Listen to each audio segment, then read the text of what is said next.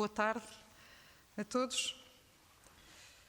Vou só dizer que aos 48 anos do 25 de Abril eu descobri que tenho de usar óculos.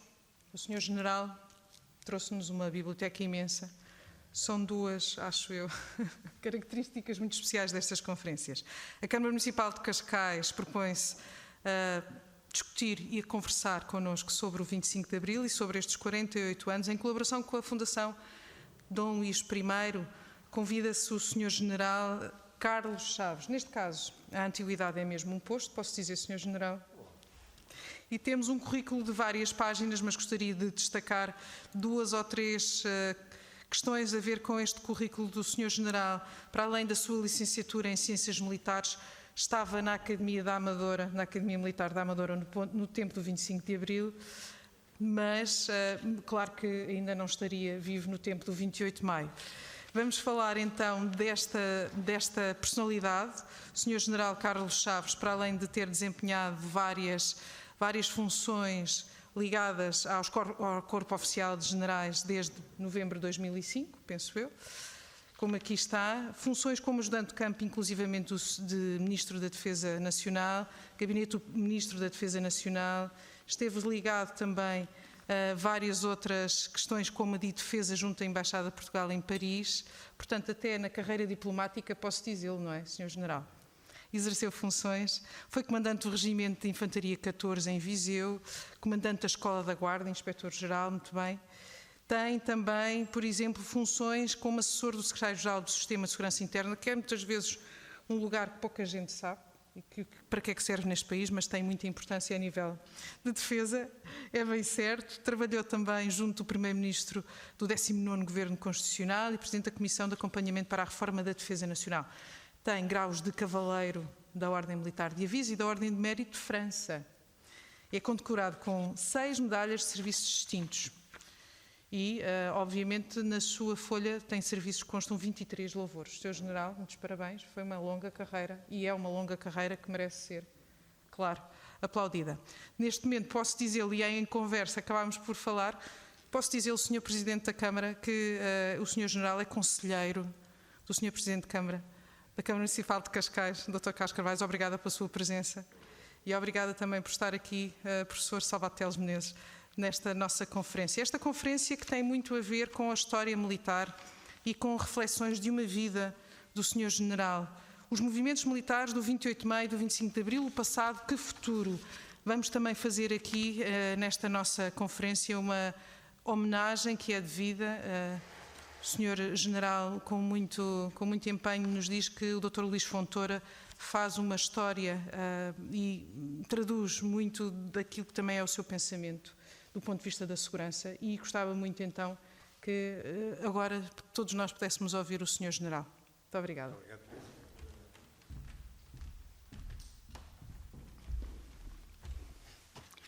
Senhoras e senhores convidados, excelentíssimas autoridades, senhoras e senhores aqui presentes, Sr. Dr. Carlos Carreiras, Presidente da Câmara Municipal de Cascais e promotor deste ciclo de conferências, aqui também presente.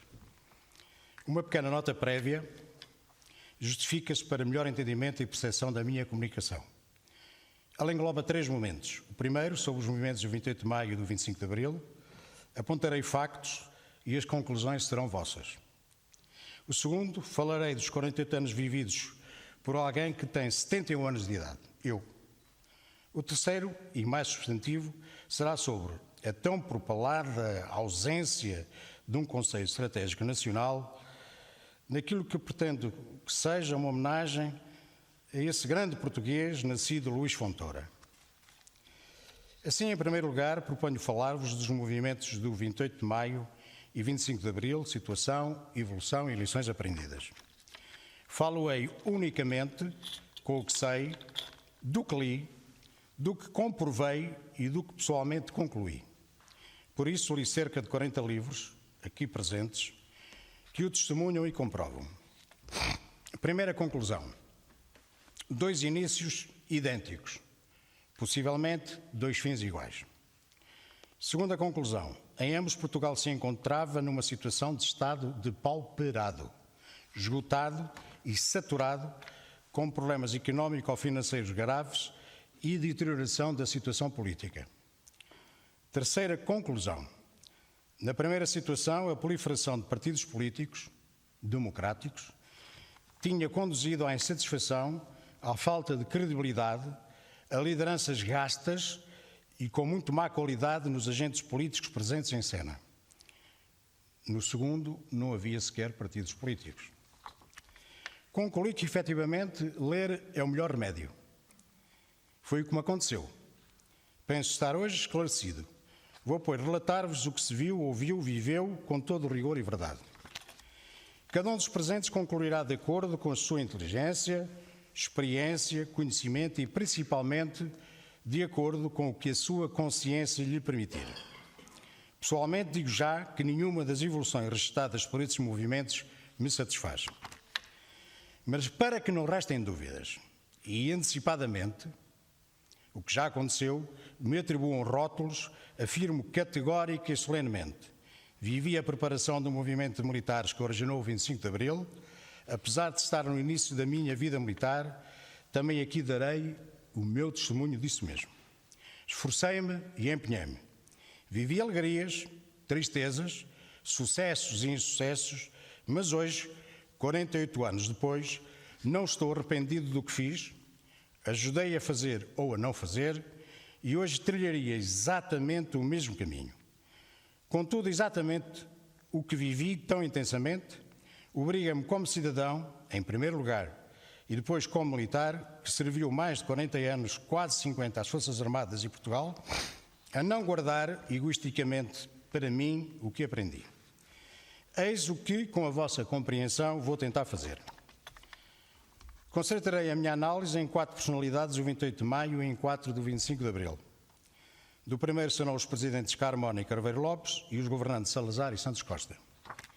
Do segundo, os presidentes Costa Gomes e Yanes e os governantes Aníbal Cavaco Silva e Fernando Nogueira, não deixando num e noutro de referir seguidores e precursores.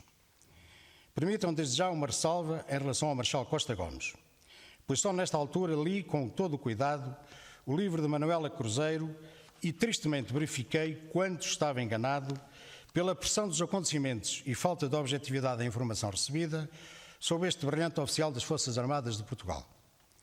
Já me desloquei junto do seu túmulo e com toda a humildade lhe pedi desculpa. A visão da guerra. O então Tenente-Coronel Francisco da Costa Gomes foi o único oficial português que assistiu ao arrendamento de um engenho nuclear no Colorado, nos Estados Unidos. E a sua impressão registada foi de tal maneira que ele tornou-se num apóstolo de se criarem condições para que não houvesse mais guerras. Mas não deixou de fazer as guerras que lhe competiam como militar do quadro permanente. Serviu nos teatros de Angola, de Moçambique, foi brilhante, mas sempre disse e escreveu: cabe aos militares fazer a guerra que os políticos decidem, mas cabe aos militares criar condições para que os mesmos políticos possam fazer a paz. Se repararmos, foi isto que Costa Gomes fez ao longo de toda a sua vida, inclusivamente no 25 de novembro. Em sentido contrário, depois de ter lido o livro de Isabel Tavares sobre o general Yanes e perante a ausência pública da sua tese de doutoramento, com o que li, adquiri um sentimento totalmente inverso. Coisas da vida. Os livros centrais da minha investigação foram aqueles 2º, 3º, 4º e 5º. Salazar, biografia política de Filipe Ribeiro de Menezes. Debaixo de Fogo, 1935-45, de Salazar e as Forças Armadas, de Telmo Faria, um jovem autarca de Óbidos. Costa Gomes, o último marechal, de Maria Manuela Cruzeiro. E Ramalho Yanes, o último general, de Isabel Tavares. Muito foi lido. Estão ali. Muito foi recolhido, muito foi consultado, muito foi vivenciado. Mas com as 4 referências assinaladas, com o que pretendo transmitir, considero que cada um de vós disporá de mais alguns elementos que podem servir para afirmarem as vossas convicções, suportadas nos valores e princípios em que acreditam e praticam, aferindo o estado da arte da nossa sociedade, da nossa nação, da nossa pátria no presente. Tal como aprendi no Liceu de Viseu, na disciplina de OPAN, Organização Política Administrativa da Nação, Nação é uma sociedade politicamente organizada, no nosso caso, com base numa pátria secular que nos confere a nação mais antiga da Europa. Necessariamente, com brevidade, vamos analisar o período do 28 de maio, em que vamos verificar com bastante incidência razões e circunstâncias em tudo idênticas às que se repetiram 48 anos depois, em 25 de abril de 74. Realmente não é simbólico que a história se repete, às vezes com felicidade, outras com fortes consequências negativas ou mesmo trágicas. O que foi o movimento do 28 de maio? Suas causas, consequências, como aparece e como acaba. Recomendo-me de duas das obras indicadas, direi, em 1930, dizia-se em Portugal e no governo: estamos a trabalhar debaixo de fogo. O que o velho chefe de Estado-Maior do Exército, General Lobato Guerra, aproveitou para pressionar os políticos. Dá-se início, então, à reforma de Salazar. Em 6 anos, 35-41, tudo mudaria. Sobre esta matéria de relações político-militares é adequado ler as seguintes obras: Eduardo Lourenço, Os Militares e o Poder; Maria Carrilho, Forças Armadas e Mudança Política em Portugal do século XX, tese de doutoramento em 1985, e Medeiros Ferreira, Comportamento Político dos Militares, das Forças Armadas e Regimes Políticos no século XX, sua tese de doutoramento em 1992. Vivia-se no nosso país uma grande intensidade política. Aceito pelos militares, o professor de Coimbra, antigo Ministro das Finanças, realiza o seu take-off político a partir de 1930, orquestrando um gabinete que isola homens como Ivens Ferraz, Vicente de Freitas, Chiapa de Azevedo e Passos de Sousa.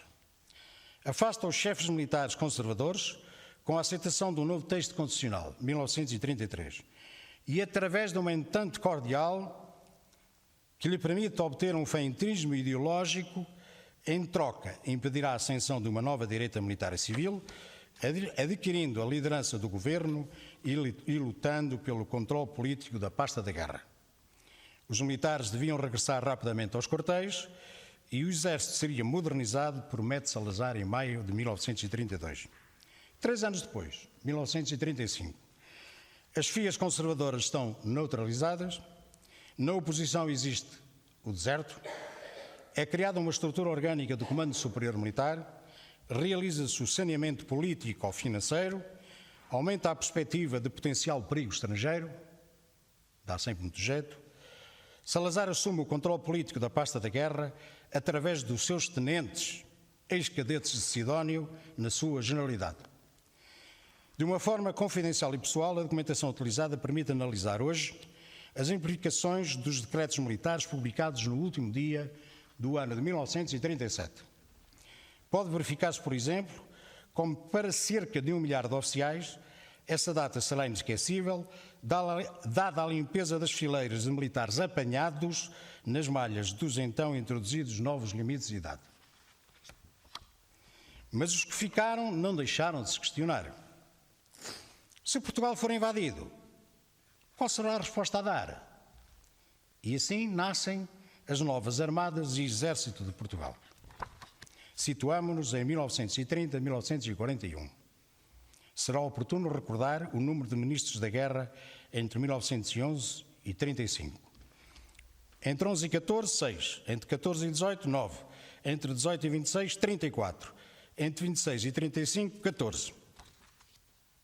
Só a partir de 35, com a construção do novo edifício orgânico do Comando Superior Militar, com o início da planificação jurídica, aprofundando os conceitos constitucionais de 33, igualmente com o suster da anarquia e da instabilidade nas ruas, com a desertificação política da oposição e o aumento da percepção de um potencial perigo internacional, se encontram reunidas as condições basilares ao lado do saneamento político ou financeiro personalizado por Oliveira Salazar, para se desencadear a maior reforma militar que se operou no Estado Novo.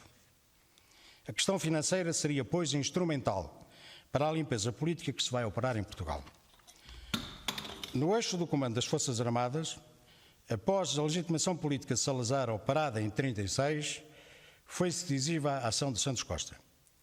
Santos Costa, tendo sido no Ministério das Finanças secretário pessoal de Oliveira Salazar, surge jovem subsecretário de Estado e sucessivamente por aí acima até ao topo da responsabilidade política da Defesa Nacional. Várias foram, entretanto, as tensões e os protagonistas. Em 1935, implanta-se a Assembleia da República, ou dita Assembleia Nacional. Dá-se início ao planeamento a 15 anos, 35-50. Publica-se também, em 1935, a Lei da Reconstituição Económica, onde se prevêem como gastos do total do Ministério da Guerra 40% da despesa efetiva, o equivalente em percentagem à da Alemanha nessa época. Resiste-se com enorme dimensão a crispação entre Salazar e Passos de Sousa, com a saída do governo do segundo e as ações de Domingos de Oliveira como relé entre Carmona e Salazar através de Carneiro Pacheco. A ação do Major-General Moraes Sarmento, do Tenente-Coronel Barros Rodrigues, representante do Exército na Câmara Corporativa, e a inteligência prática de Carmona. São de assinalar e destacar as leis 1905 e 1906 e os decretos 25.857 e 25.858 que institucionalizam e regulam o Conselho Superior de Defesa Nacional, o Conselho Superior da Direção da Guerra, o Conselho Superior Militar, a Comissão de Estudos da Defesa Nacional, a Comissão de Estudos dos Estados-Maiores do Exército e Naval, a criação do Secretariado-Geral da Defesa Nacional e do Conselho Superior do Exército. Definida a política, com lideranças firmes e claras, o edifício jurídico-legal completo começa a construção. Com os solavancos existentes, pertence-os golpes de Rolão Preto, de Norton de Matos e outros incidentes, para cujo conhecimento recomendo vivamente a leitura do livro Debaixo de Fogo, Salazar e as Forças Armadas, de Telmo Faria. Telmo Faria foi o primeiro civil a ser autorizado pelo Ministro da Defesa a visitar o arquivo da Defesa Nacional em São João da Barra. Já citado, em especial o capítulo 4, às ordens de Santos Costa, chegamos à instabilidade em Espanha. Igualmente, e para retermos em termos de comparação futura, recomendo a necessidade de ler o capítulo 5º da mesma obra, Limpeza Política nas Forças Armadas, com início em 1937, com subtítulos como é muito engraçado. Maior eficiência, menor despesa. Menos política, maior vencimento. Um convite às reformas. Movimento de generais. De repor da ordem à conspiração oposicionista. Terminando a obra no capítulo 6, com o título Que a Guerra não nos bata à porta, a análise do período da Segunda Guerra Mundial.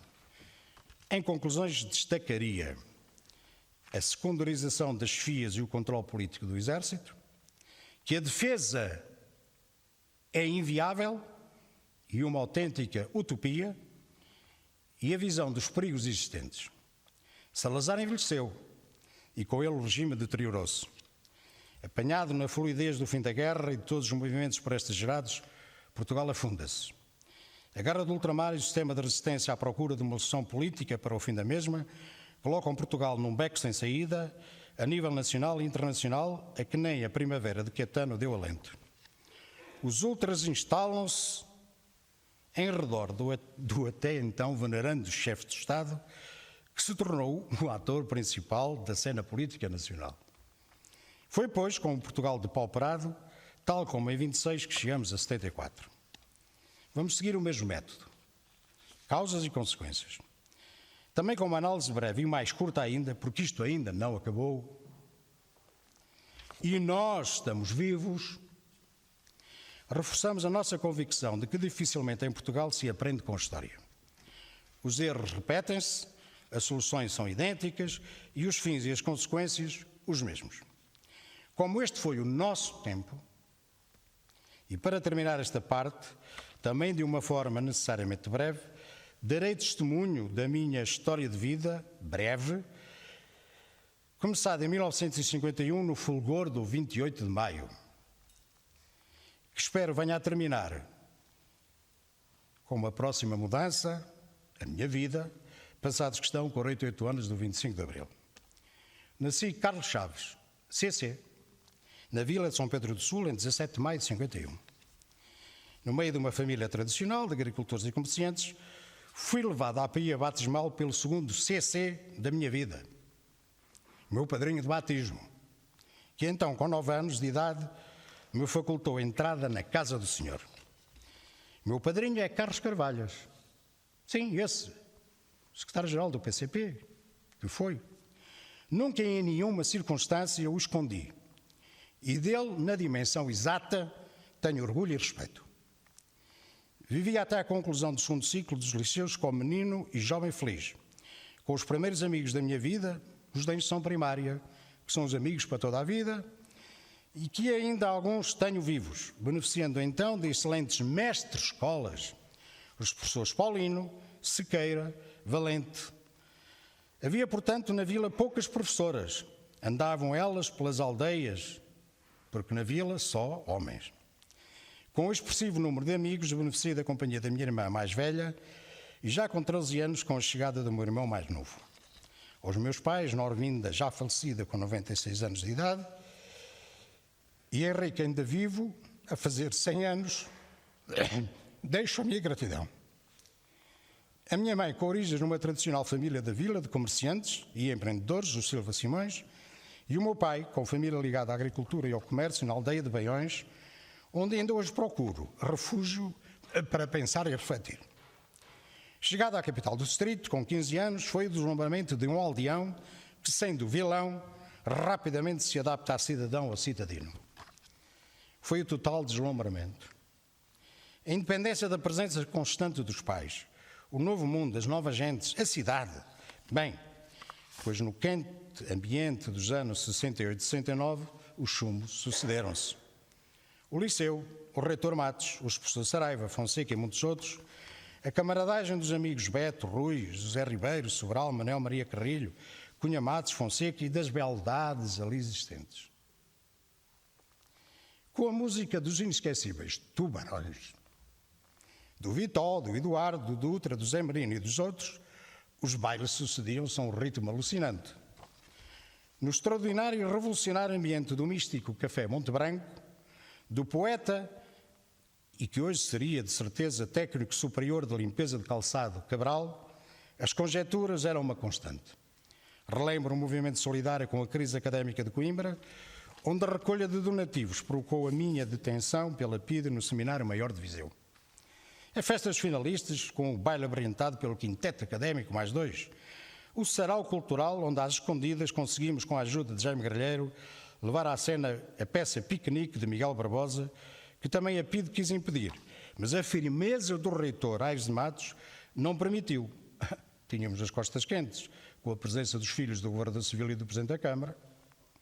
Alegre e divertido, cheguei ao fim de 69. Com 2 cadeiras feitas. OPAN, a tal da Organização Política, e Filosofia. Eu sempre tive uma queda muito grande para a Filosofia. Faltava uma matemática, a física, a biologia, o desenho. Era uma tragédia. Perante a minha vontade de ir para a Academia Militar, apesar dos constantes discussões com Manuel Maria Carrilho, José Ribeiro e Sobral, a então esquerda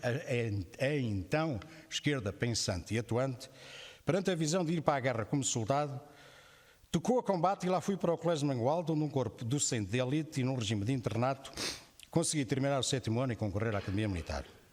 Ingressei na Academia Militar já com alguma formação daquilo que para mim era uma novidade, a esquerda política e a necessidade de mudança. Foi uma completa mudança na minha vida.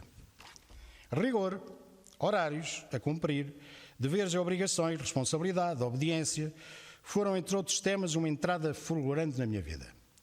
Recepcionado na Academia Militar da Amadora pelo então capitão de cavalaria Manuel Monge, o meu primeiro comandante, com mais de uma centena de camaradas, mais um termo novo no meu léxico militar, camaradas. Ali criei novos amigos. Conheci instrutores e professores de que guardo recordação, como os capitães Corado, Serra, Souto, Matos Gomes, Florindo Moraes, Portugal, Ribeiro da Silva, que entre comissões em África nos iniciavam nas artes da guerra. Conheci o meu subcomandante de companhia, capitão de artilharia Moraes da Silva, que ostentava o crachá dos comandos e que foi o militar mais marcante deste primeiro ciclo da minha vida militar. Aqui observei a preparação e a realização do 25 de Abril como comandante de companhia aluno da primeira companhia dos alunos, os alunos do primeiro ano, sob as ordens de Moraes Silva. Que tempos se seguiram. A noite de 24 para 25, o dia 25, o dia seguinte, a vinda para Lisboa, o 11 de março, a campanha de dinamização cultural e cívica na Guarda, a ida para Mafra, o 25 de novembro, os 5 anos de convento, o retorno à Academia Militar, a entrada na política com Carlos Alberto Mota Pinto, a morte de Mota Pinto.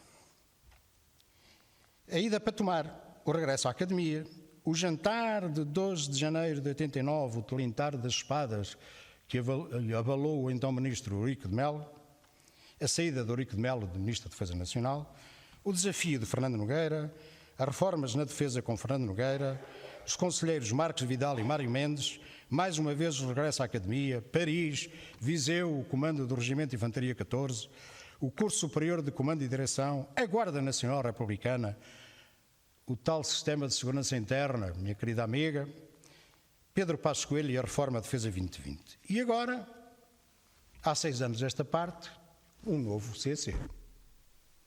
Cá estou, junto de mais um CC, Carlos Carreiras. Tem sido uma experiência inolvidável, mas para isso dedicarei uma conferência só para isso. Aqui estou. Tenho uma tribo com 2 filhos, 2 noras e 5 netos, que de muito me orgulho e de muita facilidade me conferem. Como concluir? 2 começos muito iguais, um percurso vivenciado, um espírito reformista, muitas alegrias, a firmeza tranquila. A riqueza dos amigos. Eu tento um equilíbrio entre amigos e inimigos, porque um homem sem inimigos não existe. Mas, graças a Deus, tenho tido mais inimigos do que amigos, o que me dá mais força ainda. O ativismo e o inconformismo, a liberdade e a democracia. Chegamos à parte substantiva desta minha comunicação. Ando há 40 anos a ouvir da boca e ler na escrita de Adriano Moreira a necessidade de Portugal dispor de um conceito estratégico nacional. Bem, e nada, ele não aparece. Porquê? Porquê? Não haverá intelecto ou audácia, ou como é que dizem em França, empathé les bourgeois? Não. Ele quase que está pronto. Em 2011 tive o gosto, pela mão do então Primeiro-Ministro, Pedro Passos Coelho, de retomar o contacto com o professor Luís Fontoura, que tinha conhecido em 83, 85, quando tinha trabalhado com Carlos Mota Pinto. Que regresso! Que regresso! Convidado por Pedro Passos para esfiar um grupo que preparasse um novo conceito estratégico de defesa nacional, Luís Fontoura aceitou o desafio. Meteu mãos à obra, procurou o que de melhor havia. Reuniu, uniu, acompanhou, selecionou, inovou e escreveu. É disso que hoje mais longamente vos desejo falar, uma homenagem a esse grande português e amigo que foi Luís Fontoura. Escreveu e publicou. Está aqui. Esta edição existe na Livraria Almedina, que foi sempre quem publicou os livros do professor Fontoura, e foram muitos, mas com uma particularidade: cada vez que alguém quisesse comprar este livro, a livraria teria que contatar o Dr. Luís Fontoura e ele daria autorização para vender ou não. Deixou vender muito poucos. Dizia-me ele então: Chaves, já me copiaram tantas vezes que agora eu tenho que saber quem me copia.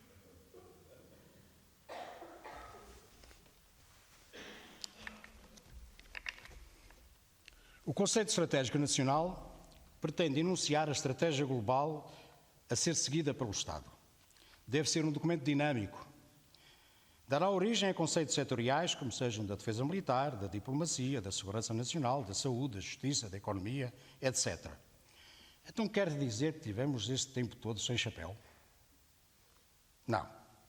Na minha opinião, a ausência propalada de um conceito estratégico nacional tornou-se num negócio para políticos, pensadores, articulistas, comentadores e outros que nos invadem a nossa vida. Vamos tentar inverter e anular esta ridícula situação.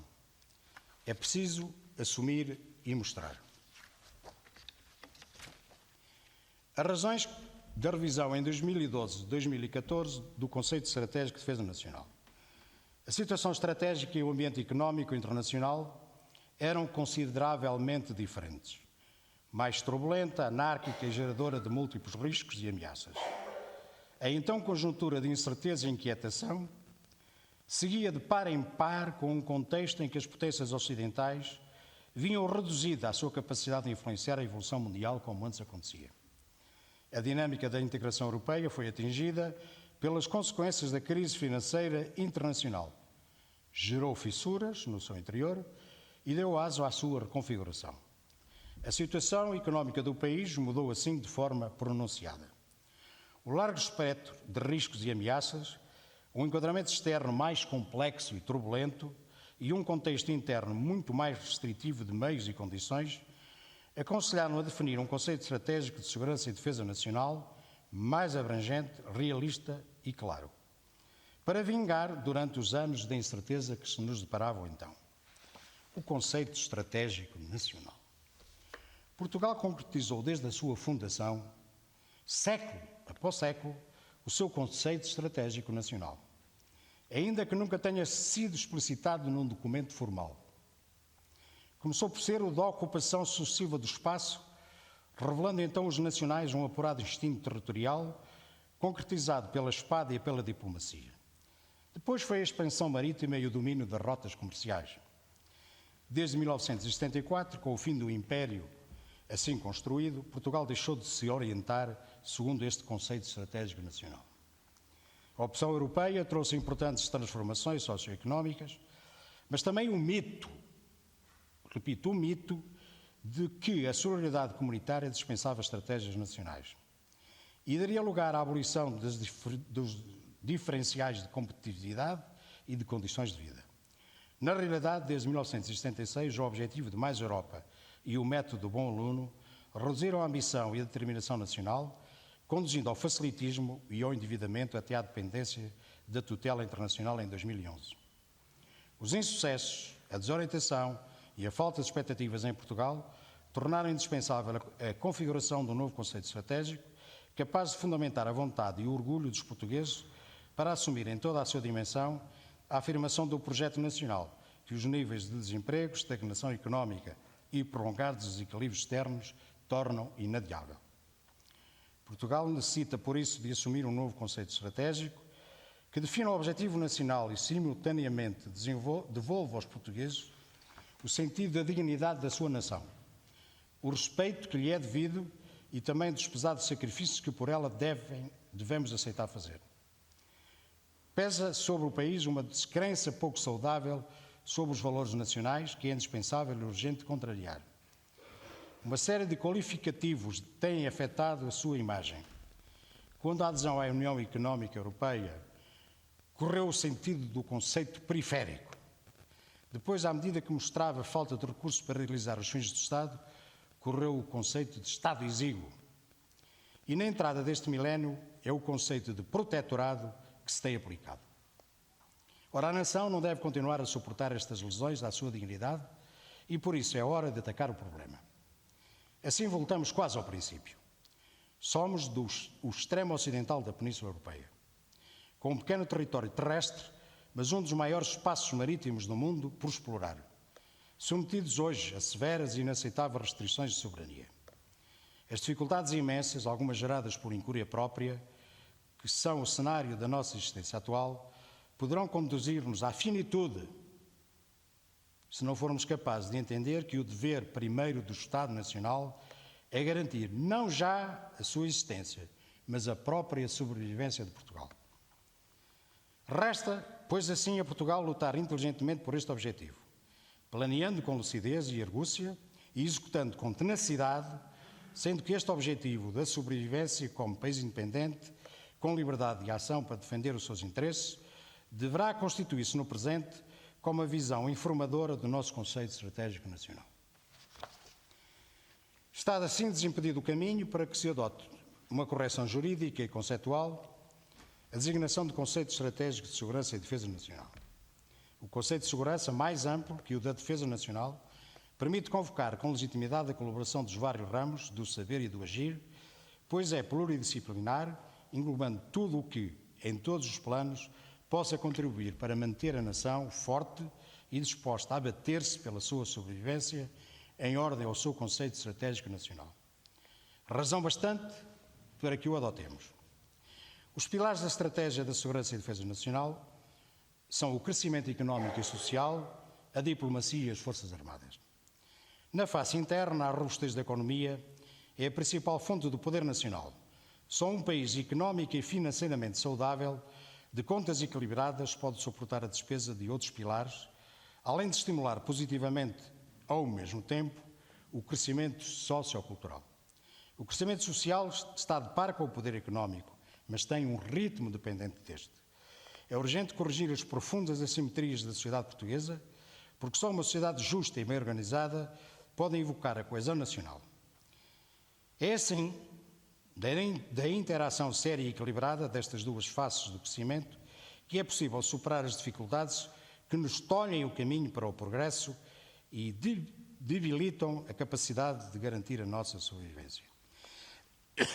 Um endividamento interno e externo, para além dos limites aceitáveis, em rota acelerada, atira inelutavelmente para a falência um pequeno Estado como Portugal. Isto é, condena-o no sistema internacional, destrói-lhe a soberania, torna-o incapaz a prazo de sobreviver. Por isso mesmo, o primeiro pilar da segurança é o crescimento económico e social, sem o qual não sobreviverá. Na face externa, a diplomacia tem tido atuação de mérito desde o primeiro dia da nossa história. Pela fortuna das armas, fomos conquistando espaço no continente europeu e em além mar, deixando marcas indeléveis por esse mundo fora. Mas ao lado, com sabedoria, persistência, argúcia e tenacidade, esteve sempre a ação diplomática. Garantidos que estejam os meios, que só uma conduta robusta pode satisfazer, é o nosso segundo pilar, o pilar da segurança e defesa, afastada, como parece estar, qualquer possibilidade de nos defendermos isoladamente das armas de outros Estados. Recorda-se a importância histórica das nossas Forças Armadas, e não é por eu ter sido, mas a todos devemos o país que fomos e somos. E que no presente mantém um importante papel que em vários domínios devem desempenhar na garantia da nossa sobrevivência, agindo como terceiro pilar da segurança e defesa do Estado. Desde logo, as Forças Armadas são, em última instância, o garante da independência nacional, da autoridade do Estado, da segurança dos cidadãos e da plenitude do regime democrático. Depois, tem presença ativa em missões internacionais de paz e no amplo quadro das atividades da NATO, onde essencialmente se enquadra a nossa defesa militar e em futuros enquadramentos da defesa europeia, ajudando a projetar internacionalmente o Estado e a conferir-lhe peso nos fóruns internacionais e multilaterais. Devemos repetir que estes pilares, que mantêm a segurança e a defesa nacional, encontram-se por força das coisas em interação mútua permanente, de forma a poderem corresponder com êxito às exigências de sucessivas conjunturas. Orientação metodológica. Fixados os princípios anteriores, que são o seu fundamento essencial, vamos desenvolver em conformidade com esta lógica e análise do potencial estratégico nacional, estabelecendo o enquadramento do poder nacional e procedendo a um balanço dos ativos endógenos de Portugal e suas principais vulnerabilidades, que limitam a plena mobilização destes ativos e tornam mais difícil responder a riscos e ameaças externas, e depois deduzidos os objetivos nacionais permanentes e conjunturais, que exprimem os fins desta estratégia. Observa-se o enquadramento estratégico internacional, as suas alterações estruturais e as suas tendências futuras. E caracterizam-se os objetivos externos, alianças e parcerias que Portugal poderá mobilizar para aumentar o seu potencial nacional no contexto internacional. Identificam-se os principais riscos e ameaças que se colocam à segurança mundial e nacional, analisam-se os princípios gerais da ação estratégica e os seus vetores de concretização, que visam empregar os fatores do poder para alcançar objetivos nacionais. No final, ter-se-ão algumas considerações. Poder político, poder nacional e potencial estratégico.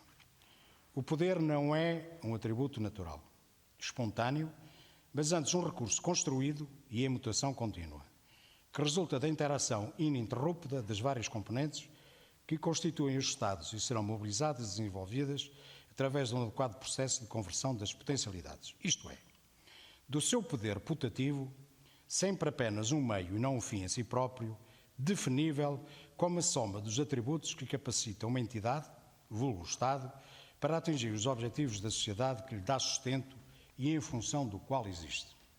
Sinónimo da autoridade, o poder político só é legitimado em democracia, sem o qual é apenas força. tornando-se um poder institucionalizado que se rege por normas orientadoras da relação entre governantes e governados. Trata-se, porém, de um conceito difícil de caracterizar, dada a variedade dos seus pressupostos, a alterabilidade contingente e nem sempre previsível dos mesmos e as induções automáticas da sua mútua e natural interação. Tal recurso meramente instrumental entra na esfera da responsabilidade exclusiva do Estado, que deve promover a criação, o aumento e a consolidação do poder que necessita para garantir a perenidade do ente nacional.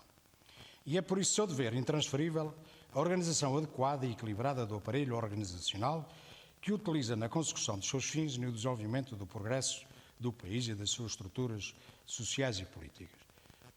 Iremos esmiolhar esta lenga-lenga que está para aqui.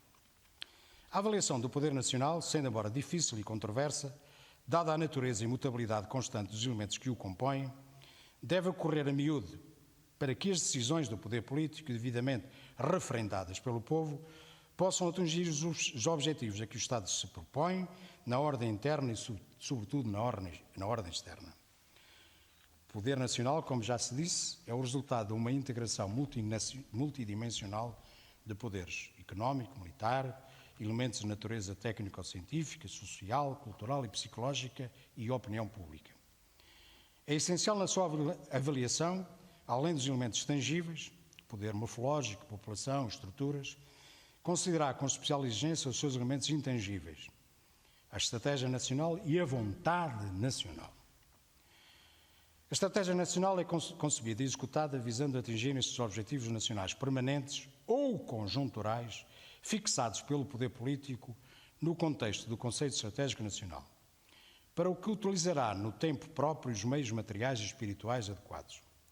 A designação destes objetivos, sejam eles defensivos ou ofensivos, ou de simples manutenção do status quo, não pode deixar de contar com o apoio claro e amplo das populações e forças políticas que as representam. Porque a estratégia não pode deixar de, em todas as circunstâncias, ser assumida conscientemente como sua pela maioria da nação, que a tomará por correta e execuível, tendo em atenção o bem comum. A formulação da estratégia deve, portanto, ser nítida e mobilizadora da vontade dos cidadãos.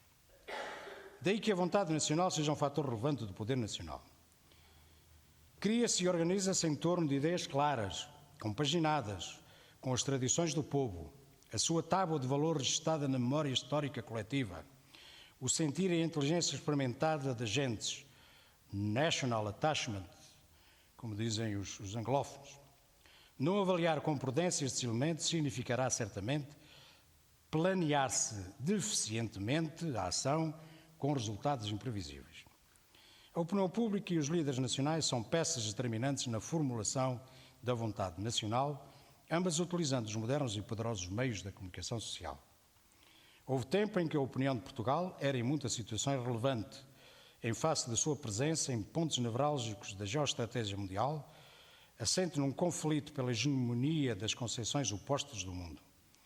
A começar pela centralidade atlântica, a sua fachada marítima, a sua proximidade no Mediterrâneo, as ilhas sobre a sua soberania, Açores, Madeira, Cabo Verde e São Tomé, a que somava a fachada marítima de Angola, situações decisivas no controle do Atlântico Sul e das suas importantes rotas marítimas, a de Moçambique virada para o Índico e funções idênticas, e ainda Timor-Leste, no Pacífico, no cruzamento de estratégias alheias e interesses diversos. Tratava-se, na realidade, de coisas apenas de um poder funcional valioso, mas valioso, sobretudo, num estado de pré-guerra como aquele que existia, e ainda mais valioso em situações de guerra efetiva. Ora, acontece que, por um lado, a nossa soberania não tem hoje presença para além da nossa fronteira, e embora se mantenham as vantagens resultantes da nossa centralidade atlântica, fachada marítima e proximidade do Mediterrâneo, só os Açores se destacam em termos de poder funcional e, por outro lado, concluído o conflito leste-oeste e registada a independência das suas antigas colónias, Portugal deixou automaticamente de contar nas grandes linhas da estratégia mundial. O nosso potencial estratégico é, assim, na atualidade, meramente residual e insignificante. Mantemos a posição face ao Mediterrâneo, fazemos parte da NATO e da União Europeia e, sobretudo, estamos integrados na CPLP, que ocupa e pode controlar o Atlântico de norte a sul. Nessa medida, temos algum potencial estratégico, resta-nos vê-lo aumentar com a assunção de maiores responsabilidades no Atlântico, caso venhamos a concretizar essa ambição. Por outro lado, uma aposta séria e persistente na minimização das vulnerabilidades e no reforço das potencialidades do nosso potencial estratégico, resultantes das linhas de ação estratégica aqui preconizadas, que consiga resultados sólidos e consolidados, poderá constituir um contributo para o nosso potencial estratégico com algum significado. De qualquer modo, a prioridade que se entende merecer o revestimento dos valores nacionais e dos fatores de conhecimento e investigação poderá eventualmente transformar-se numa importante mais-valia do nosso potencial estratégico. Espaço geopolítico português. A geopolítica de Portugal não é uma circunstância suscetível de se poder considerar, sem mais, favorável a um bom destino, a menos que a tratemos com lucidez e energia, com apurado sentido de valorização do Estado Nacional, e para esse efeito o nosso espaço geopolítico integra, como todos os outros, fatores estáveis e fatores variáveis que nele interagem reciprocamente por toda a história, construindo o perfil e o poder do nosso Estado. No nosso caso, a verdade é que, com a exclusão do clima mediterrâneo, que nos permite constituir um valioso centro de correntes turísticas nacionais e internacionais de alto valor económico, todos os outros fatores estáveis reconduzem-se a um baixo contributo para o nosso poder. A extensão territorial é de um pequeno Estado, podendo identificar-se apenas com a expectativa, que parece bem fundamentada, de ver ampliada no Atlântico, caso lhe seja acrescentada à plataforma continental alargada que pleitamos. A posição do Estado no extremo ocidental da Península Europeia foi ao longo da história um importante valor geoestratégico. Mantém hoje algum valor estratégico, como veremos adiante, mas também como se lhe admitem vulnerabilidades decorrentes dessa mesma posição, como sejam a sua exposição fácil a tráficos ilegais, a fluxos migratórios clandestinos e a decisões alheias sobre a água dos rios peninsulares. Acrescem a descontinuidade territorial, que dá ao país uma natureza quase arquipelágica, a configuração retangular do continente e a estrutura física tão diferenciadas a norte e a sul, desigualmente favorecidas pela natureza, geradoras de dificuldades naturais e impeditivas, pelo menos até agora, de um desenvolvimento estimulante. Este conjunto de fatores não nos permite, por si só, encarar como fundamento verdadeiro e realista um futuro invejável. Haverá que acrescentar os fatores variáveis, a população, o recurso do nosso tempo e, por último, as estruturas sociais, económicas e políticas que lhe dão conteúdo. O primeiro desses fatores não pode hoje deixar de ser uma preocupação. Portugal envelhece a um ritmo preocupante, afasta-se cada vez mais do ótimo populacional, os níveis de natalidade diminuem, nasce bastante menos do que se morre, e além disso imigra-se, como nos é tradicional, agora com a novidade de exportarmos gente altamente qualificada. Quanto aos recursos de solo, atenuam apenas, como é da história, as nossas carências vitais, não sugerindo experiências justificadas. Quanto às estruturas sociais, económicas e políticas, é reconhecido que as estruturas que compõem a nação portuguesa são arcaicas e estão longe do equilíbrio e justiça desejáveis. Não obstante os progressos registrados nos últimos anos, e com o objetivo de as corrigir, os portugueses não são ainda iguais entre si, não fruem a cidadania equitativamente, o esforço cotidiano não se reparte com justiça, ser português é melhor para uns do que para outros. Aqui se insere o problema da coesão nacional, elemento capital da segurança e defesa nacional. Os portugueses amarão a sua pátria se a pátria os amar, a todos por igual, do mesmo modo, não obstante as capacidades de cada um. As estruturas económicas são o que se conhece, medíocres e tímidas. Não existe uma economia organizada, potente, próspera, com rasgo e competitiva que conduza a nação para a prosperidade. Mantemos as artes mais imediatas, primárias e por vezes legítimas de fazer dinheiro. Emprestamo-nos, produzimos juros, comerciamos, intermediamos com a fé, nada acrescentando de valia que signifique progresso real e consistente. Não é na generalidade uma economia desempoeirada, fecunda, que tenha metas visíveis e ambiciosas, em resumo, que queira riscos futuros, uma economia que ignora muitas vezes a sua responsabilidade para com o todo nacional. Finalmente, as estruturas políticas. Portugal é desde o 25 de Abril uma democracia completa. Estão assegurados no seu Código Político os direitos, as liberdades e as garantias dos cidadãos. A organização partidária permite que a maior parte dos cidadãos exprima a sua vontade política, escolhendo os seus governantes e os que prometem nos seus programas. Outras organizações de cariz político acompanham e complementam o contexto político português, muito participado e ativo. A comunicação social vai cumprindo, de um modo geral, com a noção das suas responsabilidades, o seu dever para com a opinião pública, refletindo, investigando e informando. Não se pode deixar de dizer, no entanto, que a vida política portuguesa não está isenta de reparos graves. Desde logo os partidos políticos esquecem, a miúdo, os deveres essenciais para com o país. A exigência de uma boa representação parlamentar é frequentemente ignorada, cedendo-se com lamentável facilidade a interesses que nada têm a ver com os interesses nacionais. A corrupção e o nepotismo alastram impunemente.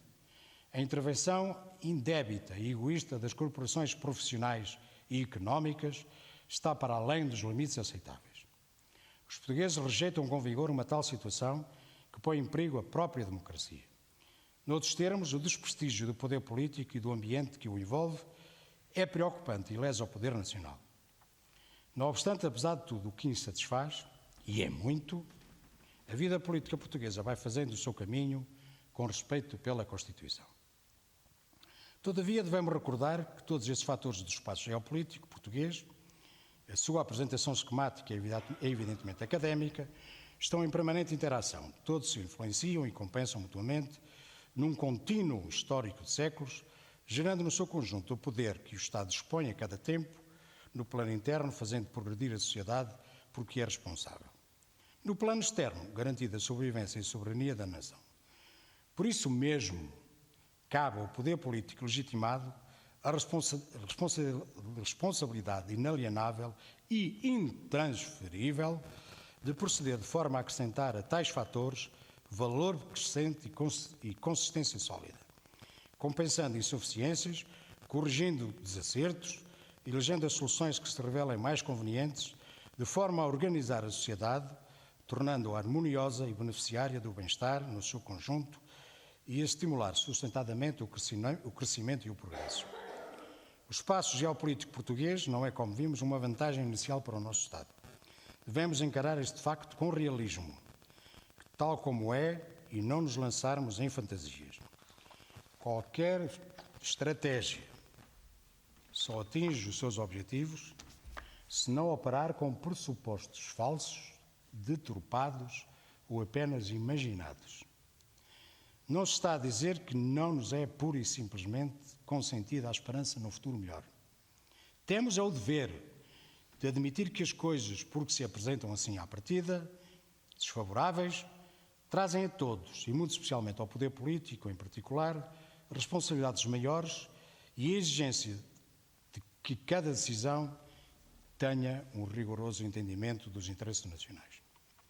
Os portugueses têm uma identidade fixada com grande nitidez, sendo que os registros históricos revelam um povo cujo modo de ser e de agir se pauta pela constância do caráter em todas as situações da sua existência. Um povo que sabe ambicionar, que sabe sofrer, que sabe combater, sendo em todas as circunstâncias fiel a si próprio. É simplesmente nas suas virtudes e nos seus defeitos que o seu ânimo é o seu caráter. Estamos diante de um todo que atravessa o tempo e o espaço. Esta identidade, assim diferenciada por venturas e desventuras, por grandezas e também por infortúnios, com um código de referência positivo, é potencialmente o mais valioso dos ativos de Portugal. A identidade nacional é um dos pressupostos da coesão nacional, por sua vez, elemento primacial da segurança e defesa. A coesão nacional, custa-me tanto ouvir esta palavra, tão repetida ela tem sido indevidamente. A coesão nacional é um conceito compósito, denso, que integra o ânimo nacional, uma vida de affecto sociatis e não prescinde da satisfação das outras exigências como a vivência e o culto do sentimento da pertença a uma comunidade com destino próprio, que tem razoável percepção dos perigos que a cercam, respondendo ativamente às convocatórias da cidadania e ao chamamento dos sacrifícios. A coesão nacional só se sublima, só fica inquestionável, quando se não lhe opuserem sérias reservas decorrentes de uma iníqua repartição dos sacrifícios, de uma injusta distribuição dos bens sociais e de um excessivo afastamento entre governantes e governados. A pobreza corrói e é impeditiva da coesão nacional. Por isso justifica o cuidado que deve merecer ao poder político a delicada problemática da coesão nacional. Criá-la, mantê-la ou reconstruí-la é uma tarefa permanente que jamais pode ser descurada.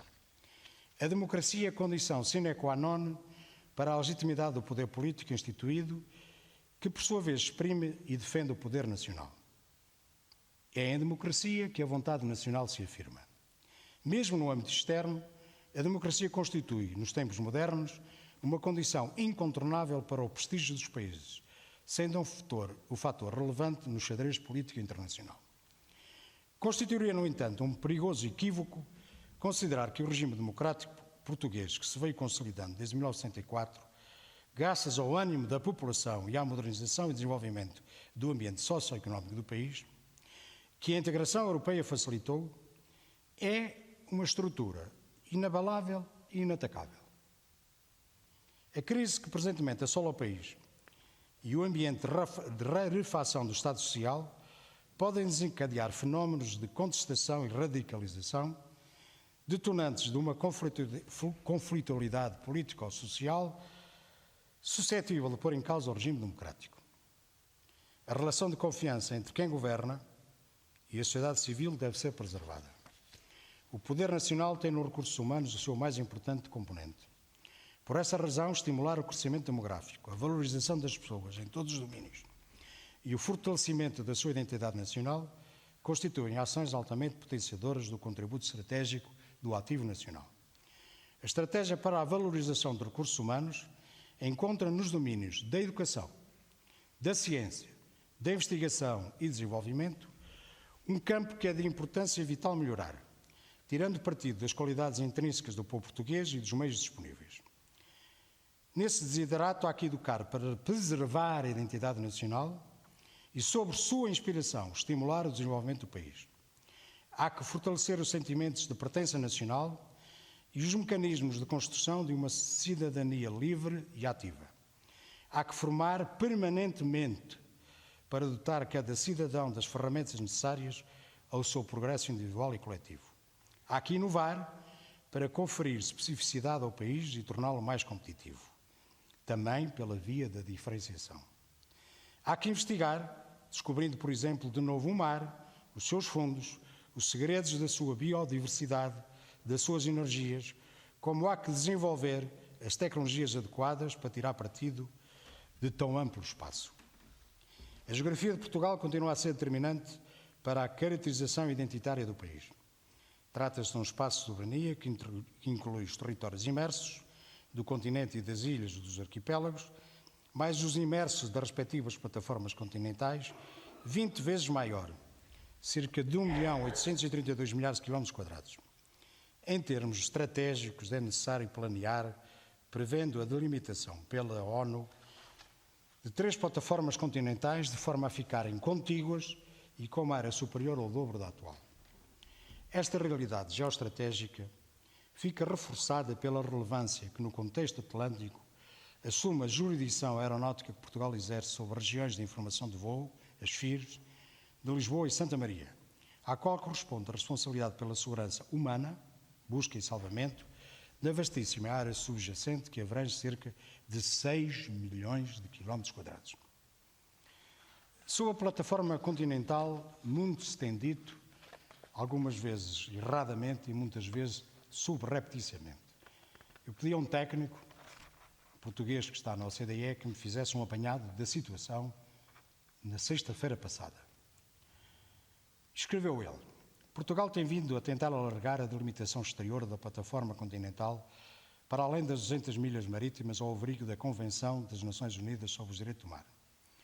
A proposta portuguesa foi presente em 11 de maio de 2009 e, ao contrário do que muitos pensam, este processo ainda não está concluído. O mesmo acontecendo com 88 Estados costeiros que até agora submeteram propostas às Nações Unidas. Não obstante, o processo português vem experimentando avanços desde 2017, a conta da entrega de uma adenda à proposta original que altera o bordo exterior apresentado do antecedente e se sustenta na recolha e análise dos novos dados técnicos e científicos, batimétricos, geológicos e geofísicos, assim como numa contínua interação com a Comissão dos Limites da Plataforma Continental das Nações Unidas, podendo abreviar um processo que já dura há 12 anos. Continuamos a aguardar as recomendações da Comissão ora mencionada, que apenas serão conhecidos dentro de alguns anos, e por uma decisão final que se espera venha ao encontro das pretensões de Portugal. Importa salientar que não oferimos de direitos exclusivos sobre a coluna d'água para além das 200 milhas marítimas, nem de direitos de navegação e sobrevoo, caso em que estaremos em pé de igualdade com os outros Estados. Mas a ser aprovada a proposta portuguesa, oferiremos de direitos exclusivos de exploração e aproveitamento dos recursos naturais, minerais e seres vivos que existam no fundo do mar e no seu subsolo, independentes da ocupação real ou fictícia desse espaço. A proposta portuguesa prevê que a soberania nacional na plataforma continental se alargue por uma área aproximada de 2.400.000 km², que somados ao 1.727.408 km² já reconhecidos, sob a zona económica exclusiva, pode representar um total de 4,1 mil milhões de km². Se assim for, tratar-se-á de um espaço com dimensão sem paralelo na Europa, com elevado potencial de recursos minerais metálicos, energéticos e biogenéticos, que importa proteger, conhecer e explorar. Se Portugal já tem uma posição geográfica invejável, de articulação intercontinental, por ser cruzado por inúmeras e importantes rotas aéreas e marítimas mundiais, mas também por um número crescente de cabos submarinos cada vez mais relevantes, dentro de alguns anos poderá oferir de um espaço imerso, extensíssimo, que lhe acarretará responsabilidades e possibilidades acrescidas. Este é o ponto de situação a sexta-feira passada. Confesso que para mim não foi surpresa, mas queria ter a certeza. Um espaço linguístico relevante. Segundo o livro branco sobre a língua portuguesa na era digital, o português é a terceira língua europeia com o maior número de falantes no mundo, cerca de 220 milhões em 4 continentes, África, América, Ásia e Europa, dos quais 200 milhões têm o português como língua materna. O valor da língua portuguesa, porém, não depende apenas do seu peso demográfico. As relações científicas, culturais, artísticas, sociais e, muito especialmente, económicas são fundamentais para compreender a relevância internacional da língua portuguesa.